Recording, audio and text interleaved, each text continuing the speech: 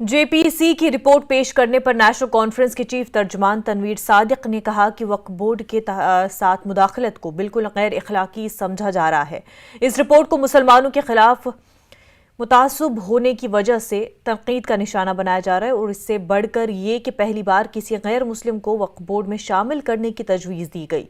उन्होंने कहा कि ये खदशात है कि मुजवज़ा तब्दीलियों की वजह से 4 लाख से ज़्यादा जायदादें खतरे में हैं। उन्होंने इंजीनियर रशीद के पैरोल पर रिहाई का खैर मकदम किया, मगर दूसरे नौजवानों की हालत ज़ार पर भी रोशनी डाली जो जेलों में है। रिपोर्ट एक गई, आज राज्यसभा में काफी ज्यादा डिबेट हुआ। ऑपोजिशन के लीडर मल्लिकार्जुन खड़गे जो है उन्होंने कहा है कि फैब्रिकेटेड है, फेक है रिपोर्ट, क्योंकि 12 ऐसे डिसेंट नोट्स हमने भेजे थे इस रिपोर्ट के साथ जिन पे कहीं जिक्र ही नहीं हुआ है इस वक्त। देखिए, सबसे बड़ी बात है वक्फ बोर्ड इस मुल्क के मुसलमानों का अपना एक जरिया है और मुझे लगता है कि उसमें इंटरफेरेंस पहले ही गलत है।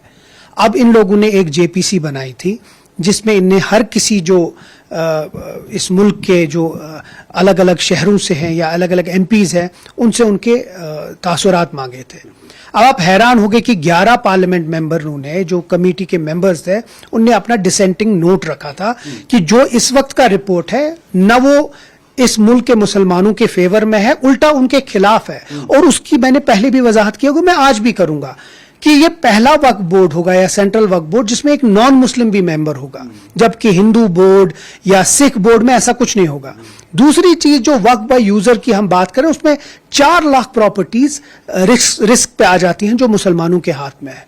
तीसरा, आज एक कलेक्टर डिसाइड कर सकता है कि ये जो पीस ऑफ लैंड है ये गवर्नमेंट का है या ये वक्फ बोर्ड का है। अब आप खुद सोचिए, आप एक अफसर हैं और अफसर अपने ही डिपार्टमेंट के लिए अच्छा करेगा या किसी वक्फ बोर्ड के लिए करेगा। तो मुझे लगता है ये हर किसी लिहाज से इस मुल्क की माइनॉरिटी के खिलाफ है और पहले ही हमने कहा है कि इस चीज को फिर से बहुत गौर व फिक्र से देखना पड़ेगा।